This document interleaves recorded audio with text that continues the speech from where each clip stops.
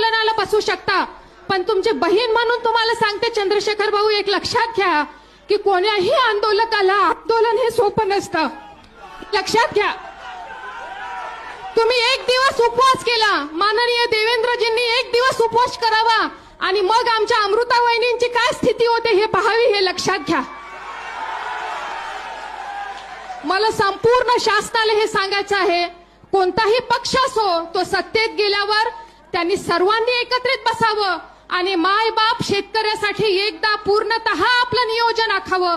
मग तो कांदा उत्पादक असावा, तो कपाशीचा उत्पादक असो, तो ऊसाचा उत्पादक असो, त्या प्रत्येक शेतकऱ्याला त्याला आनंदानं जगता यावं असं नियोजन करण्याची कोणतीही अक्कल भारतीय राजकारणाला राहिली नाही का, असा प्रश्न इथे पडतोय.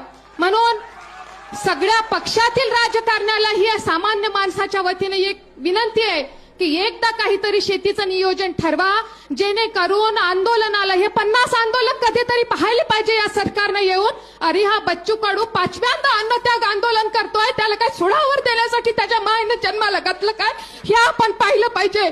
जो कोणी आंदोलन सामान्य माणसासाठी या जनतेत करणार आहे त्याचा पीड तुटतो, त्याचा कार्यकर्ता मरतो, त्याचं कुटुंब सुद्धा मरतं. आणि म्हणून शासनानं स्वतःची गेंड्याची कातडी बाजूला ठेवून, कोणताही शासन असेल, आज भाजपचं असेल, उद्या काँग्रेसचं असेल, या सामान्य माणसाच्या आणि शेतकऱ्याच्या प्रश्नासाठी, या दिव्यांगाच्या प्रश्नासाठी सगळे पक्ष आणि जातपात दूर ठेवा, आपला स्वार्थ दूर ठेवा आणि कधीतरी या मातीच्या माणसासाठी एकदा नियोजन करा आणि त्याची अंमलबजावणी करा, ही विनंती आहे.